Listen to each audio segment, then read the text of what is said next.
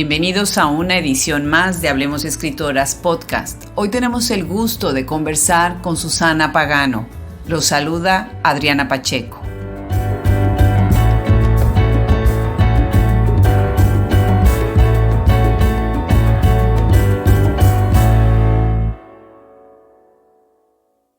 Nacida el 27 de enero de 1968 en la Ciudad de México, Susana Pagano irrumpió el mundo de la literatura con el libro Y si yo fuera Susana San Juan, Instituto Queretano de la Cultura y las Artes 2015, mismo que recibió el Premio Nacional de Bellas Artes José Rubén Romero. Este es un libro que toma el emblemático personaje de la obra de Juan Rulfo, Pedro Páramo, pero desde una perspectiva totalmente única de los temas fundamentales de la locura, el amor imposible y el incesto. Otras de sus obras son Trajinar de un muerto, Editorial Océano 2000, La pitonisa de Agua Prieta, Editorial Planeta 2010, y la saga Crímenes Marchitos, hasta este momento con los libros En tus ojos un rostro y Palabras en el fuego. Algunos de los temas que aborda su obra son el misterio, la magia, la fantasía y las leyendas tradicionales. Ha obtenido varias becas, entre las que destacan las de jóvenes creadores y del Sistema Nacional de Creadores de Arte. Escribe guión cinematográfico e incursiona en artes plásticas, participando en diversas exposiciones colectivas. En Hablemos Escritoras Podcast hoy tenemos a una escritora que innovó muchísimo con un trabajo que les va a encantar. Una de sus novelas que a mí me dejó impactada desde el título de la novela y de dónde viene la referencia. Estoy tan contenta del día de hoy conversar con Susana Pagano. Bienvenida, Susana. Muchas gracias, Adriana. Y nos estás escuchando, nos estamos grabando ahorita. Tú estás en Querétaro, ¿verdad? Así es, en la ciudad de Querétaro, sí. Preciosísima ciudad de Querétaro, con toda esa cantera y esos edificios tan majestuosos. Pues así platícanos, Susana. Tú eres Premio Nacional de Novela José Rubén Romero, y que esta la otorga el Instituto Nacional de Bellas Artes, ¿no? Tienes otros premios y bueno, pues estoy muy contenta. Cuéntanos un poquito sobre tu formación, dónde estudiaste, qué estudiaste.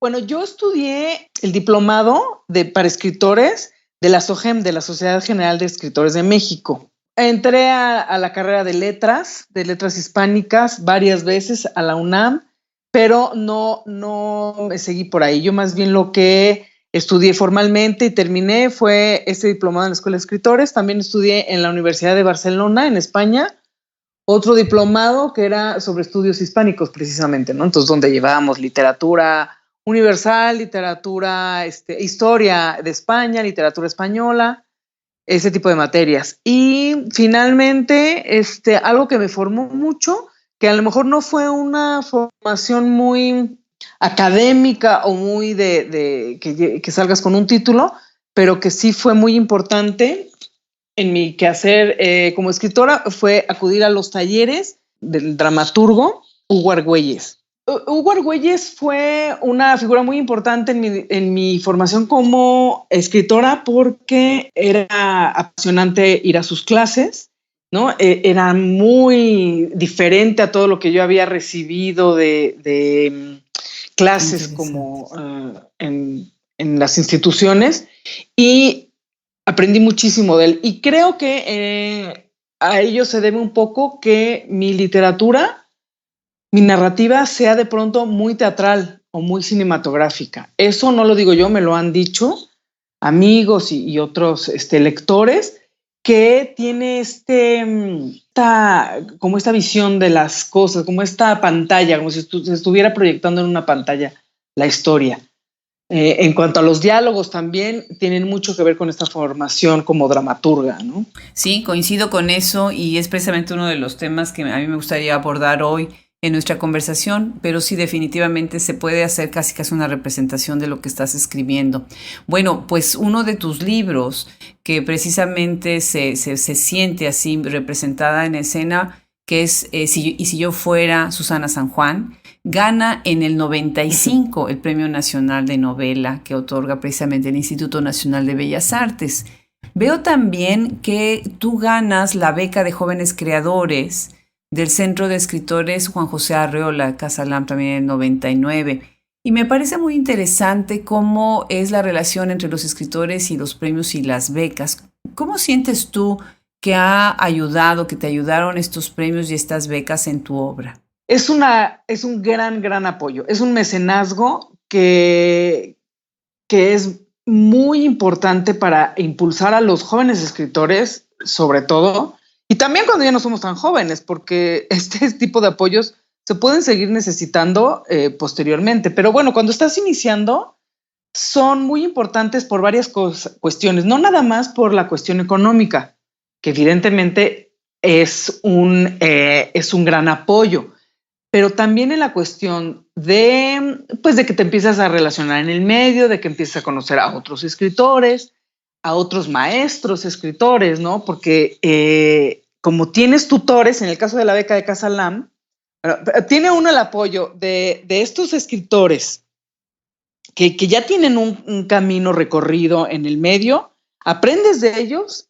y pues eso es un gran apoyo. Pero también sirven, digamos, como para tu autoestima, en el sentido de que te sientes más seguro de lo que estás haciendo, te sientes más en confianza, te das credibilidad a ti mismo con respecto a lo que estás haciendo y que vas por buen camino, digamos, ¿no? Entonces creo que esas son las grandes ventajas de estas becas a esas edades más jóvenes. Eso no quiere decir que vayas a vivir de becas toda tu vida, porque pues no es así. Finalmente después tienes que hacer otras cosas para ganar dinero, pero de momento es un gran incentivo, creo yo. Interesante, claro que sí, importantísimo el incentivo y como dices tú, la validación, ¿no? Exacto. La validación siempre va a ser fundamental. Algo que me parece también interesante es cuando tú escribes, y si yo fuera Susana San Juan, y has contado ya en otras entrevistas que surgió la idea de en una caminata que ibas en las Ramblas y te imaginaste esta historia y de aquí viene este libro. Para los que conocemos la obra de Juan Rulfo, sí, Pedro Páramo, sí, obviamente vemos la gran intertextualidad que tiene el libro. Tu libro me gusta muchísimo y me gusta más porque, bueno, yo enseñé muchas veces Pedro Páramo cuando daba clases, ¿no? Pero obviamente para alguien que no ha leído el libro de Juan Rulfo y no conoce sobre la trayectoria de Juan Rulfo, la historia te dice mucho. Y si yo fuera Susana San Juan, es una historia bastante sólida que la intertextualidad es si sabes del otro libro, ¿no? ¿Tú cómo te imaginaste a tu lector cuando escribes un libro que se requiere conocer la obra? De alguna manera se requiere o no se requiere, ¿no? Pero se ayuda, se incrementa, se enriquece si conoces la obra de Juan Rulfo. Sí, yo creo que aquí hay dos cuestiones, dos vertientes, ¿no? Por un lado, cuando a mí me surge esta idea, que surge, como bien dices, que lo he dicho en estas otras entrevistas, surge un poco como de la nada, ¿no? Así como si un rayo me hubiera caído del cielo y yo no sabía ni cómo ni por qué. Decido entonces que, bueno, si voy a escribir una novela que tenga relación o que tenga que ver tanto con el personaje femenino principal de Pedro Páramo, de menos tengo que estudiar muy bien quién es Juan Rulfo y qué es Pedro Páramo. Entonces sí me sumergí en una lectura, en una serie de lecturas profundas de la novela. Si la leí 6, 7 veces, no te estaré exagerando ni te estaré mintiendo. La verdad es que ya no recuerdo cuántas veces la leí, pero sí la leí más de 5 veces y muy atentamente además. Entonces me compenetré muchísimo para conocer bien los personajes, para conocer bien la historia, para conocer bien a Juan Rulfo. Y por otro lado, también investigué mucho acerca del escritor. ¿Quién era cuando había muerto? ¿Cuántos hijos había tenido? ¿Con quién se había casado? ¿Cómo había sido su vida? Etcétera, etcétera. Esa fue una parte, digamos, la parte como de investigación. Pero también existe la otra parte en la que yo me metía en el personaje de Susana, la protagonista de la novela. No Susana San Juan, no Susana Pagano, sino Susana, la protagonista, que además no tiene apellido, pero la protagonista de la novela. de alguna manera. Son 3 Susanas. Son 3 Susanas, exacto. Que además era algo que a mí me gustaba mucho desde un principio, ¿no? Me entusiasmaba la idea de tener este juego de nombres, ¿no? Porque aquí te voy a adelantar un poquito este otro aspecto. Susana dice que ella no le gustaba su nombre porque no lo habían elegido, porque su mamá pues, había sido el primer nombre que se le había ocurrido. Ya leeremos un fragmento en un momento más al respecto. Pero en la vida real me pasa algo muy similar. O sea, esto no nace de la nada. Esto nace de que algo es una anécdota con mi nombre en la que yo no me iba a llamar Susana. Entonces, por eso mismo a mí no me gustaba mi nombre. Yo decía, pues no lo escogieron, como que no se sentaron mis papás a decir, a ver, a mí me gusta tal y a mí cuál y así, no. Sino que me llamo como mi mamá y soy la 4ª hija. No tendría yo que llamarme como ella. Sin embargo, me lo ponen así porque era una serie de circunstancias, detalles en los que no es necesario que entremos, pero no me gustaba mi nombre. Y cuando descubro el personaje de Susana San Juan de una manera, pues más allá de la literatura, es cuando me gusta mi nombre. Está hablando de Susana Pagano. Entonces, es lo que yo veo después en este personaje al que estoy creando y recreando y en el cual yo me meto, ¿no? O sea, yo me meto como autora para convertirme en el personaje y le pongo estas características de mi propia vida, digamos, ¿no? Es un poco esa parte de decir, soy Susana Pagano, pero me meto en el personaje de Susana y lo construyo a partir de ahí, ¿no? No, pues magnífico, magnífico. Y me encanta la anécdota en donde tu nombre también está involucrado. ¿Por qué no leemos el fragmento precisamente donde se hace referencia al libro? Y ahorita platiquemos un poquito más de los detalles, incluso tendremos que platicar un poquito más de quién es Susana San Juan, ¿sí? Si nos quieres leer un fragmento. Claro. Sí, claro, por supuesto.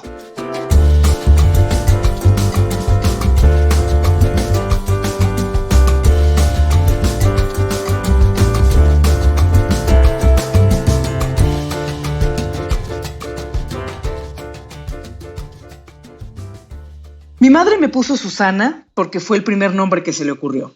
Pensaba que sería niño porque todas mis tías tuvieron por primogénito un varón. Pero yo no quise ser niño. Los niños tienen el alma podrida. Por eso no me gustaba mi nombre hasta que leí tu novela. Pero me hubiera gustado más llamarme Susana San Juan. Suena bonito. Tiene tu nombre y así podría llevarte conmigo siempre, a cualquier lado, sin necesidad de que estés aquí. Ayer volví a leer tu novela. Te pregunté la edad de Susana San Juan. Con tu sonrisa respondiste a mi pregunta. Por eso fui a buscar mi acta de nacimiento. El estudio tiene un enorme archivero en donde Aurelia guarda notas, recibos, actas y toda esa basura inservible. Está cerrado con llave, una llave que Aurelia guarda en el cajón de su cómoda. Ella cree que yo no sé dónde la tiene, pero siempre he sabido en dónde la esconde. Abrí el archivero sin ningún éxito, pues no encontré mi acta de nacimiento, como si yo no existiera, como si nunca hubiera nacido. A veces creo que así es. Sin embargo, encontré cosas más interesantes. Había algunas cartas dirigidas a mi padre, todas de diferentes mujeres, ninguna de mi madre. Las fechas son de antes y después del matrimonio de mis padres. Me sorprendieron las fechas tan recientes de algunas. Me pregunto por qué Aurelia guarda todas esas tonterías. También encontré unas cartas muy viejas y amarillas de estar encajonadas tanto tiempo. Iban dirigidas a mi abuela y eran del tío Beto, el que acaba de morir. Había muchas, cientos quizás. Todas hablan de amor, de cosas tiernas y cursis, pero son bonitas. Nunca pensé que alguien pudiera haber querido tanto a la abuela. Pobre abuela. Tal vez no merecía haber pasado tantos años en el manicomio después de todo. Sí, magnífico, magnífico, porque aquí estás poniendo pues muchas pistas de lo que va a ser la historia, muchos de los conflictos que a mí me gustaría precisamente hablar de ellos, porque creo que es para mí una de las lecturas más importantes de este personaje tuyo que estás construyendo.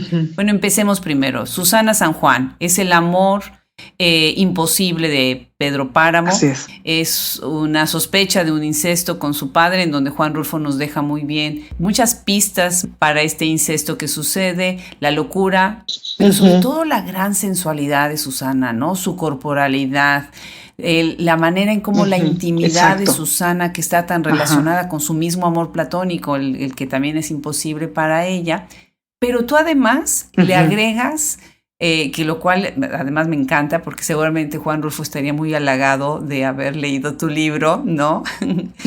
Esa propuesta de incesto que ocurre con Pedro, su hermano, y con el amor que tiene Susana por Juan Rulfo. Sí, que es Juan entendido como Juan Rulfo, ¿no? Me gustaría que habláramos de Susana como tú la ves, como tú la presentas a través de los ojos de sus personajes femeninos alrededor, su madre, su abuela, y de cómo tú relacionas y usas las cosas, los objetos, como fetiches. Por ejemplo, el caso de un vestido de novia. Platícanos un poquito, muy interesante tu propuesta en este libro. Fíjate que es interesante lo que me preguntas, porque es que el vestido de novia tiene una simbología muy importante en nuestra cultura judeocristiana, ¿no? O sea, tiene que ser blanco, o sea, no importa que ya te hayas divorciado, no importa que te cases embarazada, pero tiene que tener esta connotación de blancura, de virginidad, de castidad, de pureza. Entonces, lo uso un poco como algo que se guarda, que se apolilla, que se destruye. Y yo más bien como que siempre lo vi de esa manera. De hecho, así que no estás tú para saberlo ni yo para contarlo, pero yo llevo 2 matrimonios y en ninguno de los 2 me he casado con vestido de novia, mucho menos blanco. O sea, es una cuestión como que, por eso me llama la atención que lo saques a colación, porque es algo como que yo siempre sentí que había que luchar con ciertos aspectos sociales que teníamos impuestos, ¿no? Por ciertas tradiciones, sobre todo religiosas. Entonces yo creo que por eso, de una manera inconsciente, las saco en mis novelas, ¿no? Creo que por ahí va un poco el asunto, al menos en la cuestión de los vestidos de novia.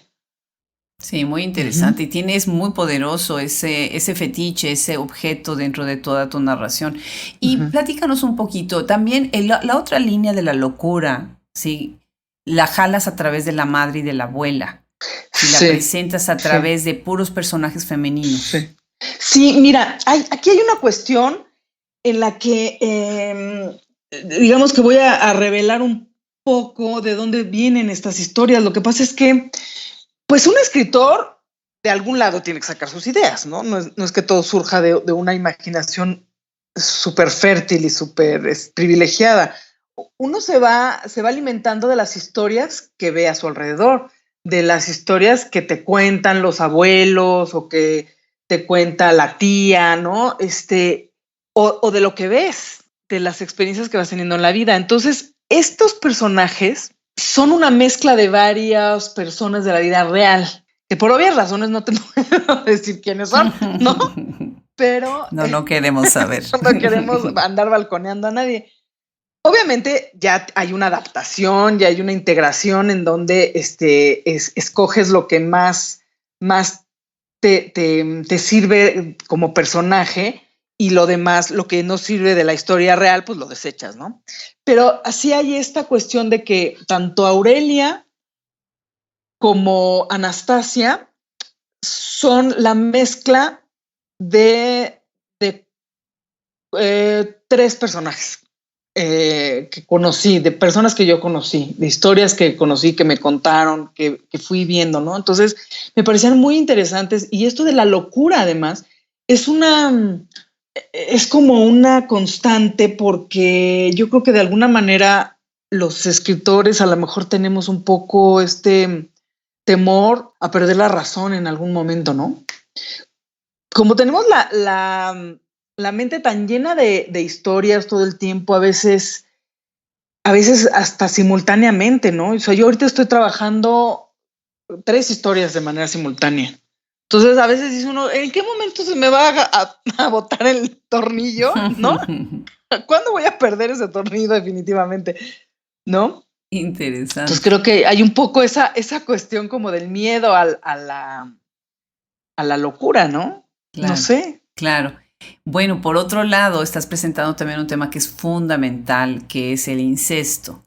Y tú lo estás ligando acá a través de Pedro, que es el hermano, Ujú, ¿sí? ujú. Que no es una persona extraña como es Pedro Páramo en el caso de la novela de Rulfo, ¿no? Y Sí. lo que dice, leyendo precisamente sobre ti, encuentro a Gloria Prado, que está comentando que precisamente tú también utilizas el incesto para presentar algo abyecto, ¿no? Sí. Ujú. Y el hecho de que sea el hermano me parece que también traslada un poquito a ese amor prohibido, esos otros amores prohibidos en las parejas de Beto y Anastasia, ¿no? Que después es Sí, Pedro y claro. Susana, ¿no?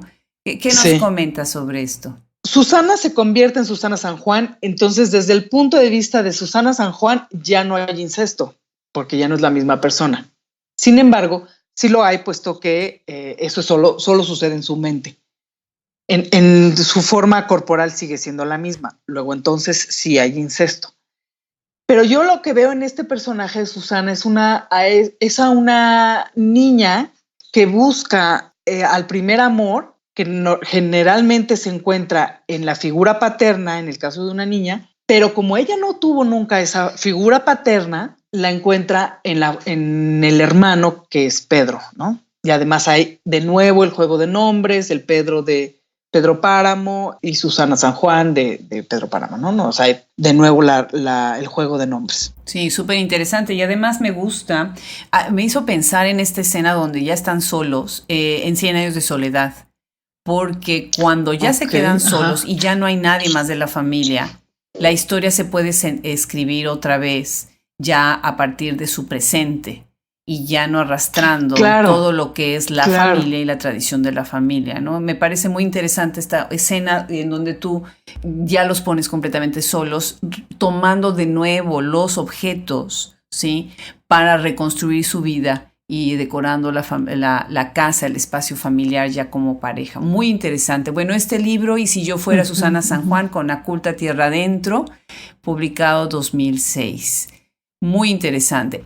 Y tienes otro libro para que no nada más platiquemos de este, ¿verdad? Sino avancemos con los siguientes, que tienes una obra muy interesante. Este es La Ajá. Pitonisa de Agua Prieta, Editorial Sí. Planeta 2010. En La Pitonisa de Agua Prieta estás utilizando otra vez un personaje femenino poderoso, el hijo pródigo, la parábola del hijo pródigo, que yo veo que este es un recurso que has utilizado en varios de tus libros, ¿no? Y veo en la portada de la obra precisamente un epígrafe del querido Ignacio Padilla, que dice: con su vigor y su violenta elegancia, la corriente subterránea de la obra de Susana Pagano alimenta las raíces de la nueva narrativa mexicana. Pues felicidades. Platícanos de este libro. Sí, mira, esta novela surge de una anécdota muy curiosa. Estaba yo de visita en casa de la amiga de una amiga mía. O sea, yo no conocía a la anfitriona de la casa, pero pues acompañé a esta otra amiga. Íbamos ahí a estar un rato. O sea, esto fue hace muchos años, entonces no recuerdo exactamente bien qué hacíamos, ni siquiera sé qué hacíamos ahí, pero estábamos en casa de esta amiga. Y entonces yo me fijé en uno de los cuadros que había en la pared y era un bordado. Y yo conocí ese tipo de bordados por una tía mía que los hacía, que se le llama pintura a la aguja, la técnica. O sea, no es punto de cruz, no es como de estos bordados que se hacían antes, muy elaborados y muy perfectos, ¿no? De una perfección increíble. Entonces yo lo vi y me recordó esta tía y dije, ay, mira qué bonito ese bordado. Y entonces la anfitriona me dijo, lo hizo un amigo mío. Entonces al usar el masculino, dije, a ver, ¿cómo? O sea, casi los hombres no bordan. Y no por un prejuicio, sino porque pues así era, ¿no? Tú dices, sí, es que es un amigo homosexual que le gustó el bordado y que su mamá era de una mujer de un carácter muy fuerte, muy violento y que corrió a 2 maridos de su casa a punta de escopeta. Y entonces la amiga con la que yo iba volteó y me dijo, Susana, ahí tienes una novela, escríbela. Y yo dije, wow, sí, ahí tengo una novela, efectivamente. Entonces le tomé la palabra porque me parecía realmente exquisita la anécdota, ¿no? Entonces empiezo a elaborar esta historia e incluso la tía del bordado, que es la que me hace admirar ese cuadro, es una de los personajes en la novela, ¿no? Pascuala, y la otra tía también, la otra hermana también eran tías mías, ¿no? Entonces ahí, pues, te digo que ahí uno va agarrando de la vida lo que va enriqueciendo tus historias y las metes a las novelas, ¿no? Entonces yo meto estos personajes y empiezo a creer esta historia que ya desde la anécdota era una historia que exigía cierta violencia, porque ya una mujer que corre a sus dos maridos a punta de escopeta, pues ya desde ahí es violento el personaje, ¿no? Y el personaje se llama Severiana. Sí, fíjate que esa es otra cosa de los nombres. A mí, yo estuve tallereando esta novela en un grupo que teníamos, varios amigos novelistas, y bueno, me criticaron muchísimo los nombres, pero los nombres tienen una razón de ser todos. Severina, pues es básicamente en su nombre lleva el significado y se entiende. Pero los otros dos, que son Próculo y Otoniel, tienen una razón de ser, no nada más porque sean raros o feos o lo que sea. Próculo significa eso, nacido en ausencia del padre, y Otoniel es un arcángel caído. Entonces, si te fijas, en la novela, precisamente, Otoniel regresa al pueblo convertido en un pastor de iglesia, pero en un pastor de estos que son como muy de un fanatismo exacerbado.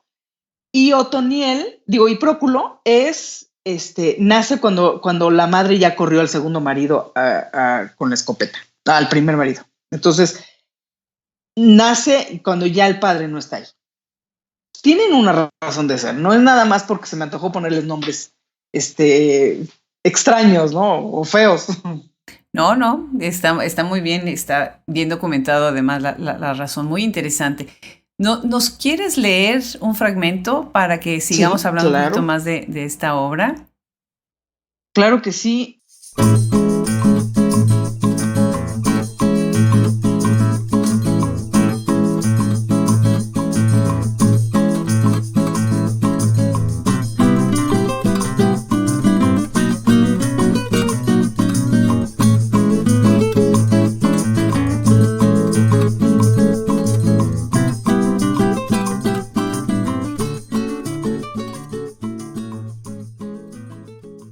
Por fin, Otoniel había regresado.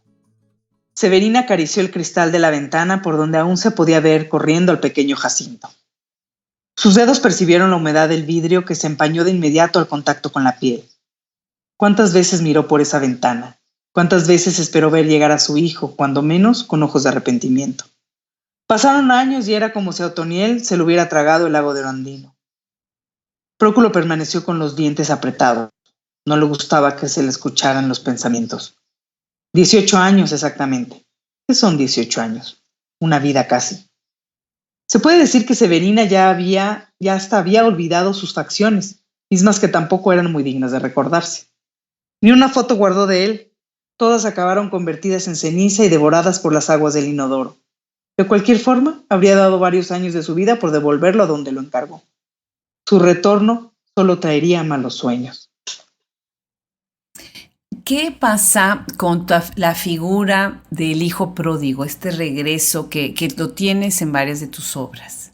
Yo creo que es una constante en la literatura, como la búsqueda del padre, el regreso del hijo pródigo, son temas muy universales y muy recurrentes, ¿no? En un momento dado. Y en este caso en particular, yo sentía la necesidad de que hubiera habido un vacío entre ellos para que después, al reencontrarse, se pudiera recordar toda esta historia añeja que había atrás y por la cual Otoniel había tenido que irse del pueblo. Si ellos se hubieran seguido juntos todos esos años, una de dos, o se hubieran reconciliado o se hubieran matado. Quizá hubieran vivido en esa cuerda floja todos estos años, pero me parecía como más interesante hacer que este hijo regresara para vengarse, porque él sentía que había sido una injusticia muy grande lo que le había hecho la madre y vengarse de este hijo que para él era como casi producto del demonio, ¿no? Este hermano. Entonces ahí es donde veo yo la necesidad de hacer que el hijo se vaya para finalmente regresar a cobrarse lo que él sentía que le debían. Claro, definitivamente. Ahora tienes otro tema importantísimo en esta obra, que es precisamente el papel de la pitonisa, ¿no? Que está haciendo los augurios y está viendo el futuro de la gente del pueblo, ¿no? Y esto es algo que incluso yo lo veo también en otra de tus obras, en tu más reciente libro, En tus ojos un rostro, del que platicaremos ahora, en donde siento Ujú. que el poder eh, místico, mágico de las mujeres está también atravesando como uno de tus hilos conductores. ¿Quién es la pitonisa y qué es lo que significa para ti precisamente empoderar a estas mujeres a través de la magia y de la hechicería? Sí, creo que tiene que ver un poco con esta pregunta que me he hecho siempre, eh, con relación a por qué la mujer siempre ha sido tan, pues, ninguneada, vilipendiada, siempre sí, que siempre se ha tratado de guardar en su casa, ¿no?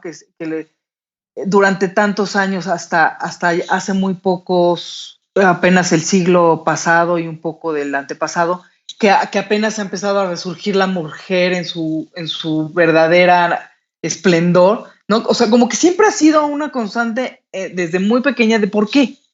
O sea, no tanto hagamos tal o cual cosa, sino por qué. ¿Qué hizo que se nos castigara, o qué hicimos las mujeres para que nos castigaran durante la historia de la humanidad y nos tuvieran quemadas en la hoguera, que nos tuvieran encerradas en nuestros hogares, que no nos dieran derecho a la educación, que incluso se nos hubiera negado en algún momento el derecho a tener alma, ¿no? Ya no digas tú el derecho al voto. O sea, toda esta historia en la que ha vivido la mujer, sin querer ser una cuestión feminista, no quiero que se me malinterprete, sino una cuestión de un cuestionamiento que me parece muy legítimo. ¿Por qué? ¿O de dónde viene? Y creo que después de pues, mucho leer y de mucho cuestionar esto, creo que la respuesta está precisamente en ese temor que ha tenido el hombre a través de los siglos con relación al poder de la mujer, que el poder que ha tenido o que tenía la mujer para sanar, tener el conocimiento sobre todo ese de la sanación, el conocimiento de las plantas, el conocimiento, todo ese que tenía la mujer y que no se le permitió desarrollar porque representaba un poder que el hombre no quería tener, ¿no? Entonces, de alguna manera es como retomar a estas mujeres que tuvieron ese poder y ponerlas en un contexto actual y decir, el poder lo siguen teniendo. Y cuidado, porque ya venimos ahora sí con todo, ¿no?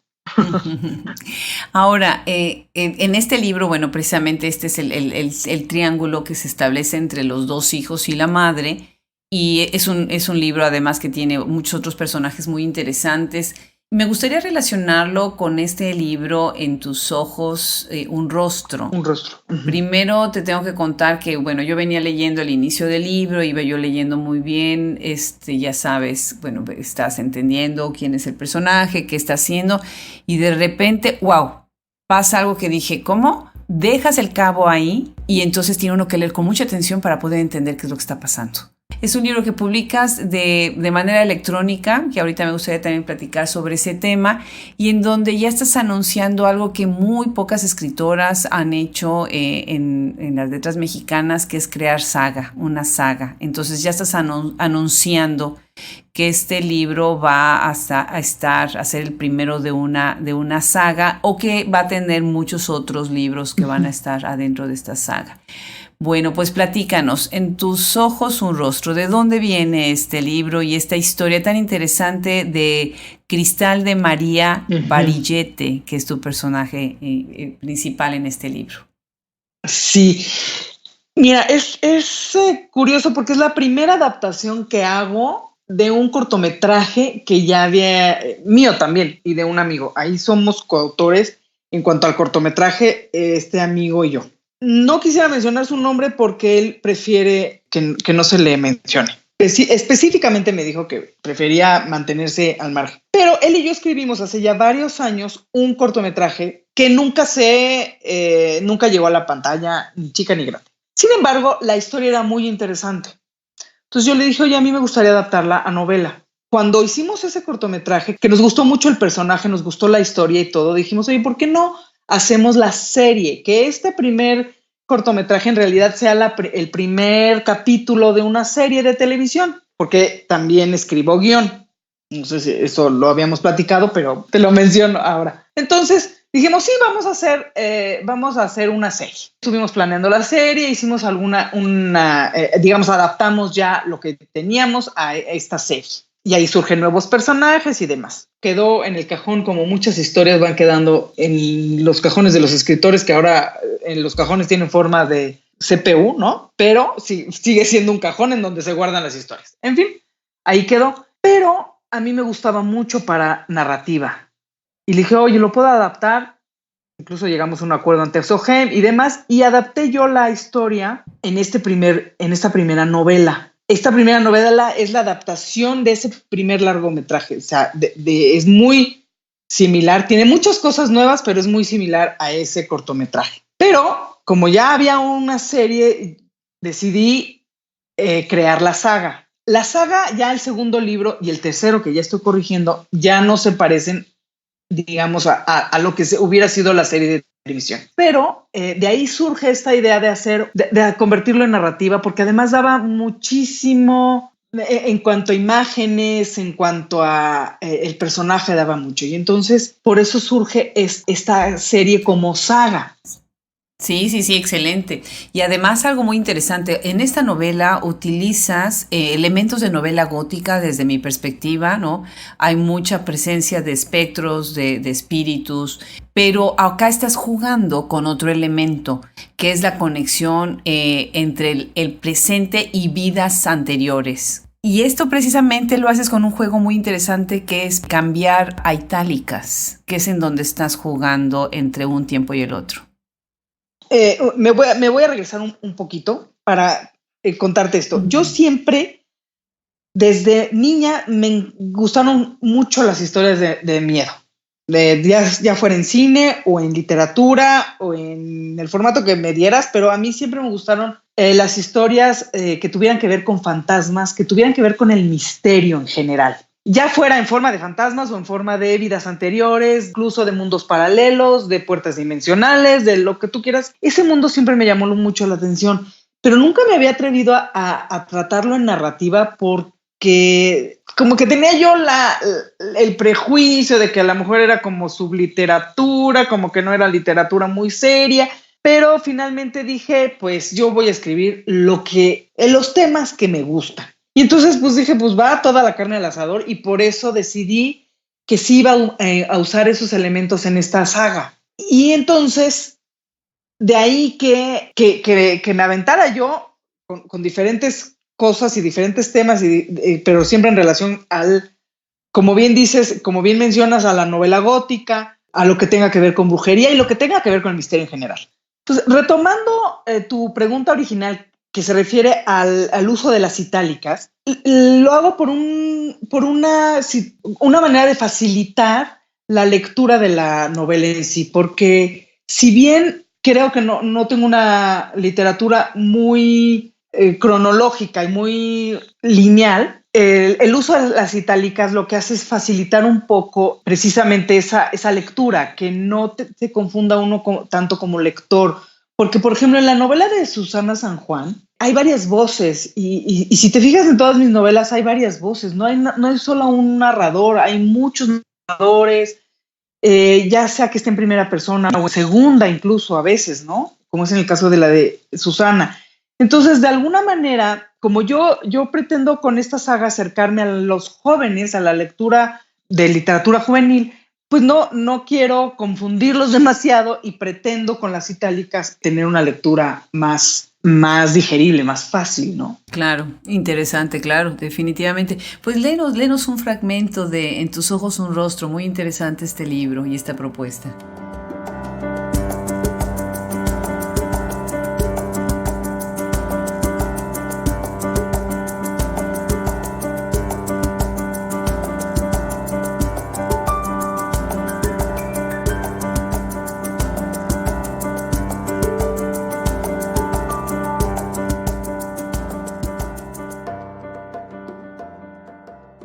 El estruendo de algo que se rompe la extrae con violencia de la ensoñación, la tristeza y el llanto.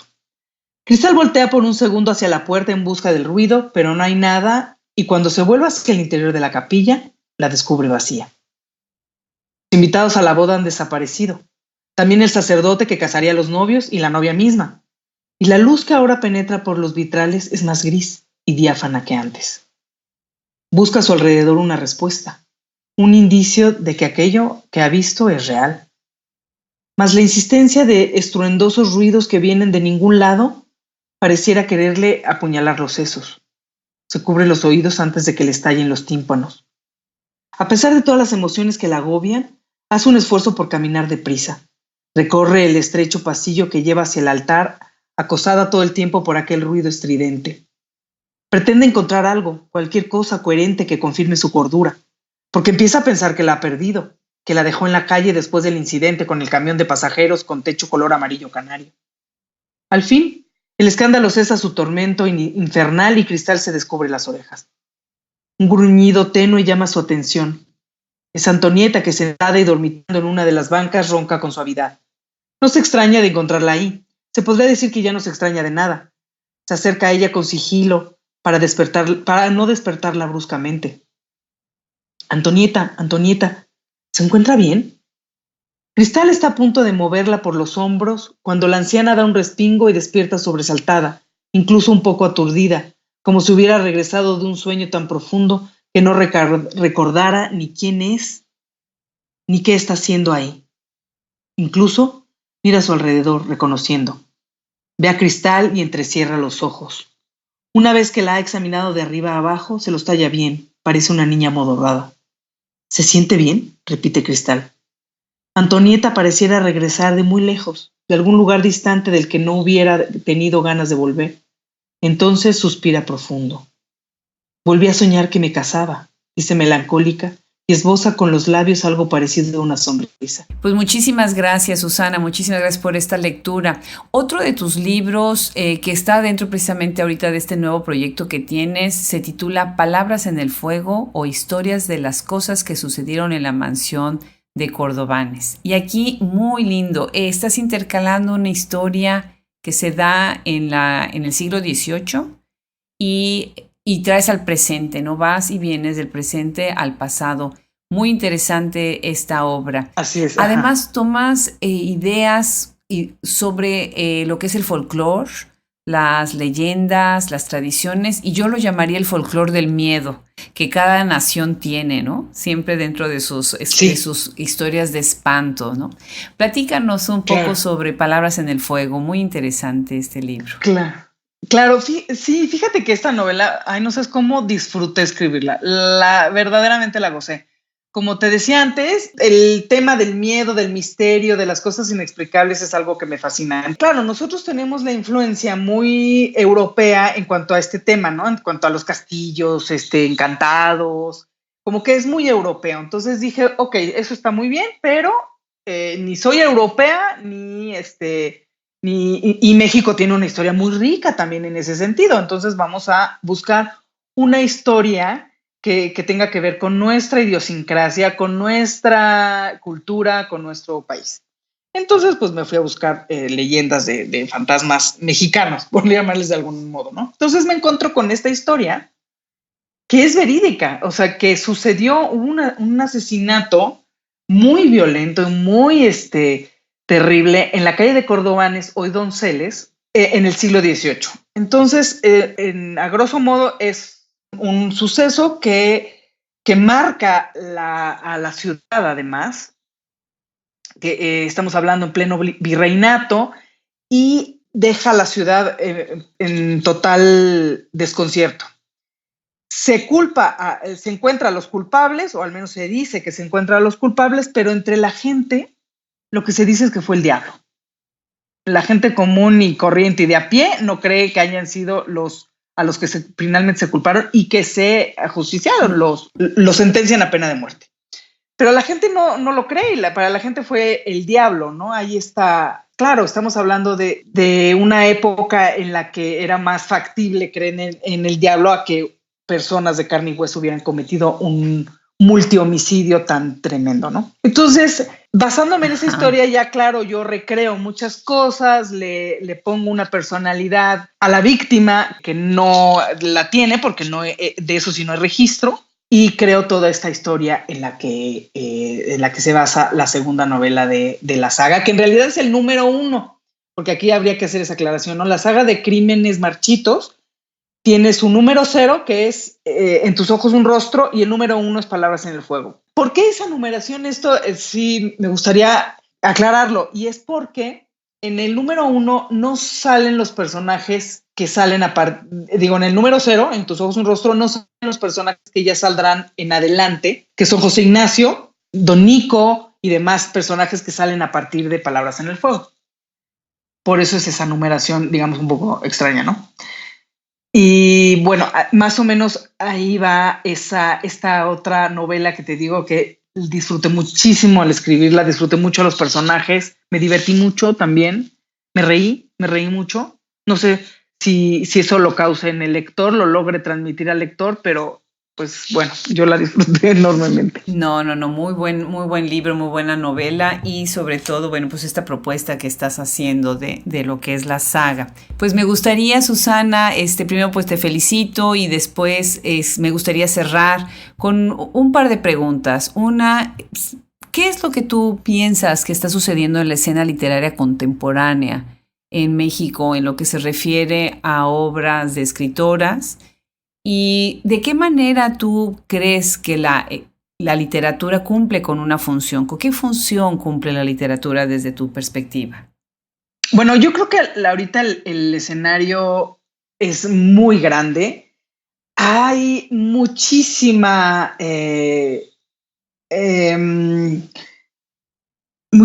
obra que leer, muchísimas autoras.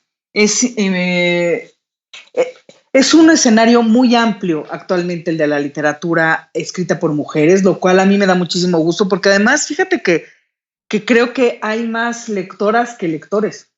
Va a parecer que ahí sí parece un comentario feminista, pero no es así. Al menos yo lo que he vivido es que hay muchísimas mujeres que son las que van a las presentaciones de libros, que son las que van a los talleres tanto de lectura como de escritura. Lo que pasa es que se sigue moviendo todo dentro de un círculo muy cerrado, o sea, la élite, digamos, sí sigue siendo muy masculina y muy cerrada, pero es impresionante la cantidad de mujeres que están haciendo literatura y leyendo literatura. Así es como yo lo vivo, al menos, ¿no? Yo desde mi pequeña trinchera así lo veo. Susana, pues de nuevo muchísimas gracias por venir. Hablemos Escritoras Podcast, es un gusto. Me gustaría que cerráramos con una lectura de este libro, precisamente Palabras en el fuego, o Historias de las cosas que sucedieron en la mansión de Cordobanes. ¿Qué te parece? Claro que sí, y bueno, antes de despedirnos, muchísimas gracias por tu invitación y gracias por esta agradable y fructífera charla. A ti, al contrario. Cristal se sumergió en sus hojas de planos, en sus notas y en sus papeles, dando por terminada la conversación. El maestro de obras inclinó la cabeza y salió de la casa con la conciencia tranquila. Cristal, en cambio, se quedó con un agujero hondo en el estómago. Así que en cuanto se hubieron marchado todos, el arquitecto incluido, Cristal empezó a recoger sus cosas con nerviosismo al tiempo que una lucha interna se libraba en su cabeza, por lo que estuvo más de media hora peleándose consigo misma, indecisa entre quedarse y huir de ahí. Cuando por fin salió, la oscuridad se había cerrado ya sobre las calles del centro histórico de la Ciudad de México. Cristal permaneció de pie frente a la fachada de la casa número 94 de Donceles. Sin embargo, no le pareció que sucediera nada extraordinario. La gente iba y venía por las aceras tranquilamente, en una rutina tan cotidiana como cualquier otra, y los automóviles pasaban tan veloces como se los permitía el tránsito citadino de la hora pico. Y como los vivos pueden ser más desgraciados que los muertos, sacó el gas pimienta para tenerlo a la mano en caso de necesidad y se encaminó hacia la estación del metro Zócalo para abordar el tren que la llevaría a su casa en la colonia Roma, y no se volvió a acordar del dichoso asunto. No obstante, de lo que no se percató fue de la sombra oscura que la observaba desde un punto igualmente oscuro, y de que la seguía muy de cerca hasta su casa.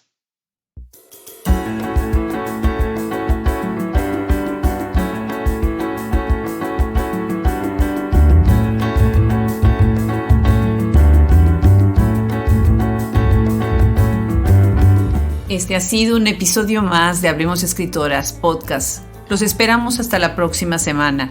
Se despide de ustedes nuestro equipo en la edición: Fernando Macías Jiménez, página web y social media, Andrea Macías Jiménez, colaboración de Wilfredo Burgos Matos y una servidora, Adriana Pacheco.